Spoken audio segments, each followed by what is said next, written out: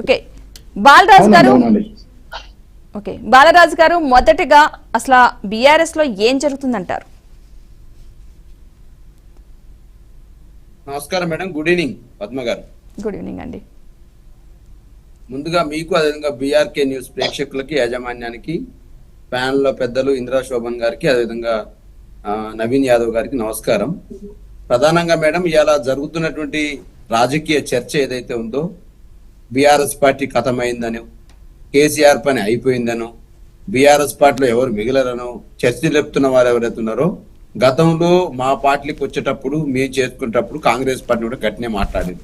మరి ఇలా Congress party 14 సీట్లతోటి +1 CPI సీట్లు కలుపుకున్న అధికారంలోకి రాలేదా?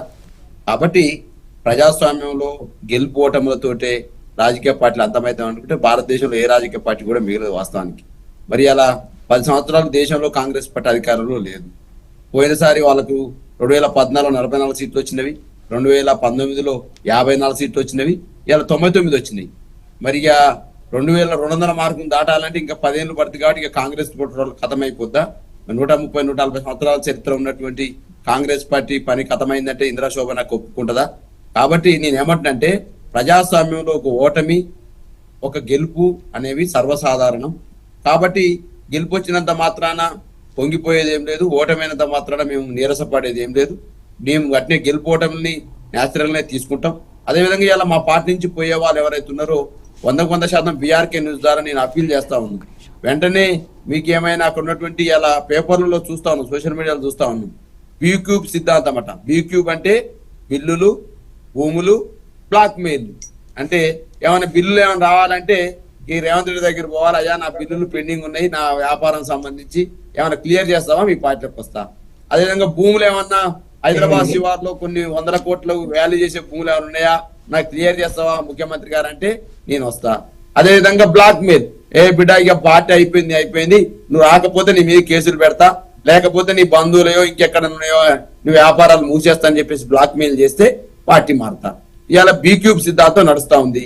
ఇలా కాంగ్రెస్ పార్టీ 100% మరి గతంలో ఏం మాట్లాడింది, ఈ రోజు ఏం చేస్తుంది అనే దాన్ని కూడా ఒకసారి మననం చేసుకోవాల్సిన అవసరం ఉంది.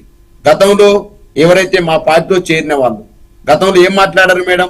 ఇక బీఆర్ఎస్ పార్టీ ఒక్కటే అవసరం, కేసీఆర్ గారి నాయకత్వమే అవసరం, ఇలా కాంగ్రెస్ పార్టీ తెలంగాణకు అవసరం లేదు, మిగతా పార్టీల అవసరం కూడా లేదు, కాబట్టి మేము బీఆర్ఎస్ లో చేరుతున్నామని చెప్పేసి ఆ రోజు ఉన్నటువంటి ప్రత్యేక పరిస్థితులు గోచారంగా చేరినటువంటి సందర్భం ఏంటంటే, తెలంగాణ ఉద్యమం జరుగుతా ఉంది. అనేక మంది విద్యార్థులు, యువకులు ఆ రోజు ఆత్మార్పణ చేసుకున్న సందర్భంలో వలస వచ్చిన వాళ్ళు వలస వెళ్ళిపోతున్నారు. నిజంగా పార్టీని నమ్ముకున్న వాళ్ళకి పార్టీలో న్యాయం జరిగిందా? అసలు ఇప్పటి వరకు మీలాంటి వరకైనా న్యాయం జరిగిందా? ఎప్పటి నుంచో ఉంటున్నారు కాబట్టి. డాక్టర్ దూదిమెట్ల బాలరాజ్ యాదవ్ ఒక సామాన్యమైన విద్యార్థి నాయకుడు, ఓన్లీ డాక్టరేట్ చదువుకున్న విద్యార్థి నాయకుడుగా ఉన్న దూదిమెట్ల బాలరాజ్ యాదవ్ ఒక డిప్యూటీ క్యాబినెట్ హోదాతో కార్పొరేషన్ చైర్మన్ చేయగలిగిందంటే అది తెలంగాణ ఉద్యమ పుణ్యం, తెలంగాణ ప్రజలు ఇచ్చినటువంటి గౌరవం, కేసీఆర్ గారు ముఖ్యమంత్రిగా ఒక విద్యార్థి నాయకుడిగా, ఒక నిరుపేద విద్యార్థి నాయకుడు ఇచ్చినట్టు గౌరవం చెప్తా ఉన్నాను. ఎలా మేడం, ఒక్కొక్కరికి ఒక హోదాలో గౌరవం జరుగుతుంది. మరి ఇందిరా శోభనక్క గారు తెలంగాణ ఉద్యమకారిని, మరి అనేక సంవత్సరాలు సామాజిక ఉద్యమాల్లో ఉంది. మరి ఇలా కాంగ్రెస్ పార్టీలో ఒక సందర్భంలో ఆప్లో పనిచేసింది, తదనంతరం జాగృతిలో పనిచేసింది, తనంతరం ఇప్పుడు కాంగ్రెస్ లో పనిచేస్తుంది. అంటే ఒక బాలకృష్ణ గాదర్ కిషోర్ కి తప్ప మిగిలిన వారికి ఎమ్మెల్యే అంత అధికారం ఎవరికైనా వచ్చిందా ఆ స్థాయి? అమ్మ 17 మంది క్యాబినెట్ మినిస్టర్లు అవుతారు. అదే విధంగా అంటే తెలంగాణ సమయంలో కొట్లాట ఆడింది కదా, వీళ్ళు కూడా పోరాటం చేశారు కదా. పద్మ గారు ఓకే, మీరు మమ్మల్ని ఓకే దూదిమెట్ట బాలయ్య ఎమ్మెల్యే కాలేకపోయిండు, దూదిమెట్ట బాలయ్య మంత్రి కాలేకపోయిండు అని కోరుకుంటున్నందుకు సంతోషం. భవిష్యత్తులో అవకాశాలు కూడా వస్తాయి. నేను ఏమంటున్నంటే, ఒక్కొక్కరికి ఒక సందర్భంలో అవకాశం వస్తుంది, కొందరికి లేట్ గా వస్తుంది, కొందరికి అనుకోకుండా ఆ సందర్భాల్లో సామాజిక ఈక్వేషన్ లేకపోతే ఇంకేదైనా సందర్భంలో కలిసి వస్తాయి. నేను ఏమంటున్నంటే, అయినంత మాత్రాన ఉద్యమకారులకు గౌరవం ఇచ్చింది ఎవరమ్మా నేను అంటా ఉన్నాను. ఇవాళ అనేక మంది విద్యార్థి నాయకులు కావచ్చు, అనేక మంది జర్నలిస్ట్ లో పనిచేసిన వాళ్ళు కావచ్చు, అనేక మంది ఎమ్మెల్యేలు చేసింది బీఆర్ఎస్ పార్టీ కాదా, కేసీఆర్ నాయకత్వం కాదా? ఓకే, మరి వేరే పార్టీ నుంచి వచ్చిన వాళ్ళు కూడా ఇచ్చారు కదా సార్ అని మీరు అనవచ్చు. ఆ సందర్భంలో వారు చెప్పినటువంటి మాటలు, వారు ఇచ్చినటువంటి హామీలు, వారు చెప్పినటువంటి ఏదైతే కేసీఆర్ దగ్గర చెప్పినటువంటి మాటలు ఏదైతే ఉన్నాయో, ఆ రోజు కేసీఆర్ గారు వారిని నమ్మారు, వారిని చేర్చుకున్నారు. తెలంగాణలో మీరు తప్ప ఇంకెవరు లేరని చెప్పిన సందర్భంలో వారు నమ్మారు, వారు చేర్చుకున్నారు, వాళ్ళకు రకరకాల పదవులు ఇచ్చారు, రకరకాల అధికారాలు ఇచ్చారు. నేను కాదంటే, కానీ ఈ రోజు వెళ్ళిపోతా ఉన్నారు. నేను ఏమంటున్నాడు, ఒక పద్యం గుర్తొస్తుంది, సుమతి శతకం పద్యం. ఎప్పుడు సంపద కలిగిన బంధువులు అప్పుడే వద్దురట. అదే విధంగా ఎప్పుడు చెరువు నింటే అప్పుడు కప్పలు అనేవి పాడుతూ ఉంటాయట చెరువులోకి. ఆ విధంగానే ఇలా అధికారం అనేది అట్లా అయిపోయింది మేడం. చెరువుల్లో కప్పలు లెక్క అయింది. అధికారం లేకపోతే బతకలేకపోతా ఉన్నారు. వాస్తవానికి 99 నుంచి విద్యార్థి రాజకీయాల్లో ఉన్నా నేను. తదనంతరం మేము 10 సంవత్సరాలు తెలంగాణ ఉద్యమంలో ఉన్నాం, 10 సంవత్సరాలు అధికారంలో ఉన్నాం. ఇవాళ అధికారం 200 రోజులకే పోద్దా మేడం? నేను అంటున్నాను 200 రోజులు అయిపోగానే ఇక మొత్తం ఏం కోల్పోయారో నాకు అర్థం కావట్లే. ఎక్కడ కేసీఆర్ వీళ్ళకు మంచి చేయలేదు అర్థం కాలే, ఎక్కడ కేసీఆర్ వీళ్ళకు దుష్మన్ లెక్క కనపడుతుంది నాకు అర్థం కాదు. 200 రోజులకేనా? అంటే వీళ్ళు ఎవరైతే ఈ రాజకీయాల్లో ఇటువంటి ధోరణి ఏదైతే బీఆర్కే న్యూస్ ద్వారా చెప్తా ఉన్నా, ఒక సామాజిక నేపథ్యం లేకుండా, ప్రజల పట్ల ఒక ప్రేమ లేకుండా, రాజకీయాల పట్ల ప్రేమ లేకుండా, ఎవరైతే వ్యాపారాల లక్ష్యంగా డబ్బే ధ్యేయంగా, దందాలే ధ్యేయంగా, ఎవరైతే ఈ రాజకీయాన్ని రియల్ ఎస్టేట్ బ్రోకరిజంగా చేస్తున్నటువంటి వాళ్ళు కొంతమంది రాజకీయాల్లో జొరబడి రాజకీయాల్ని కంపు పట్టిస్తా ఉన్నారు. కాబట్టి అటువంటి వాళ్ళకు ప్రజల పట్ల ప్రేమ ఉంటుంది మేడం. మనకి ఎంఆర్ ఆఫీస్ తెలియదు, ఎండిఓ ఆఫీస్ తెలియదు, ఎన్ని మండలాలు ఉన్నాయో తెలియదు, ఎస్ఐ ఎట్లా చేయాలో తెలియదు, గ్రామ పంచాయతీ వ్యవస్థ తెలియదు. కానీ ఒక 10 కోట్లు 20 కోట్లు పట్టుకొని వచ్చేసి వ్యాపార మార్గంగా వచ్చేసి రాజకీయాల్లో జొరబడి ఏదో హంగామా బూమ్రాంగ్ చూపించేసి అరే కొన్ని పూలు తలిపించి పెద్ద పెద్ద కేళ్లతో దండలు వేయించుకొని తరంతరం టికెట్ పొంది ఏదో చేసి టికెట్ పొంది ఎమ్మెల్యే అయ్యి మళ్ళా అక్రమార్గంలో సంపాదించుకునే వాళ్ళు రాజకీయాల్లో జొరబడ్డ తర్వాతకి ఏం చెప్పాలా మేడం? మీ ఒక ఆర్గనైజేషన్ లో, ఒక లెఫ్ట్ ఆర్గనైజేషన్ లో పనిచేసి 24 సంవత్సరాలుగా విద్యార్థి రాజకీయాల నుంచి నిలబడి ఒక కార్పొరేషన్ చైర్మన్ అయినా కాబట్టి మేము మాట్లాడేదండి బీఆర్కే న్యూస్ ద్వారా. ఇటువంటి ధోరణి అనేది రాజకీయాలకు మంచిది కాదు. ఓకే, నేను అంటా ఉన్నాను 4 ఏళ్ళు అయిపోయింది, 3 ఏళ్ళు అయిపోయింది, కేసీఆర్ చరిస్మ తగ్గింది అన్నట్టు కాదు. 218 రోజులు ఈ రోజుకి మేడం తెలంగాణ గవర్నమెంట్ రేవంత్ రెడ్డి గారు ముఖ్యమంత్రి అయి 218 రోజుల్లోనే 10 సంవత్సరాల కాలంలో కేసీఆర్ ఓహో కేసీఆర్ వీరుడు సూర్యుడు, కేసీఆర్ తప్ప ఎవరు గత్యంతరం లేదన్న వాళ్ళు ఇలా కేసీఆర్ అంటే ఏదో మొత్తం పడిపోయినట్టు, బీఆర్ఎస్ పార్టీ కథమైనట్టు. అదే బాలరాజు గారు, బీఆర్కే న్యూస్ కూడా తెలంగాణ ఉద్యమకారుల తరపునే మాట్లాడుతుంది. అంటే పర్టికులర్ గా ఒకరిని సెపరేట్ చేసి కాదు, అంటే 218 రోజుల్లో ఏం జరిగింది అంటారు కదా, 218 రోజుల్లో ఏం జరిగిందో మీకు తెలియదా? అంటే కేసీఆర్ ఒక సొంత పోకడ వల్లనే ఇలా పార్టీ మారుతున్నారు ఎమ్మెల్యేలు చూస్తే 9 మంది మారడం జరిగింది. సో దీన్ని మరి ఏ విధంగా చూస్తాం? అంటే 218 రోజుల్లో ఏం జరిగిందంటే మరి 9 మంది ఎమ్మెల్యేల పరిస్థితి ఏంటి? జంప్ అయ్యారు కదా మరి.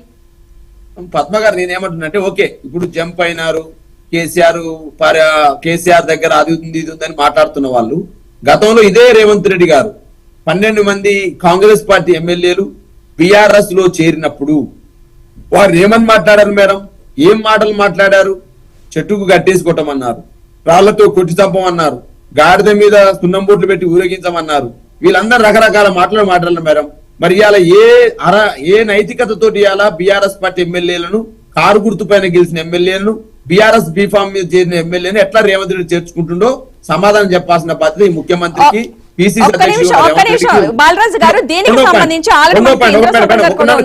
మీరు చెప్పండి, నేను ఆన్సర్ చేస్తా. ఇంకొకటి, ఇవాళ దేశవ్యాప్తంగా రాహుల్ గాంధీ భారతీయ జనతా పార్టీ మీద పెద్ద ఎత్తున పోరాటం చేస్తుంది. ఫిరాయింపుల చట్టాన్ని అమలు చేయాలని చెప్పేసి 1985లో రాజీవ్ గాంధీ గారి నాయకత్వంలో ఫిరాయింపుల చట్టం అనేది ఏర్పడ్డది.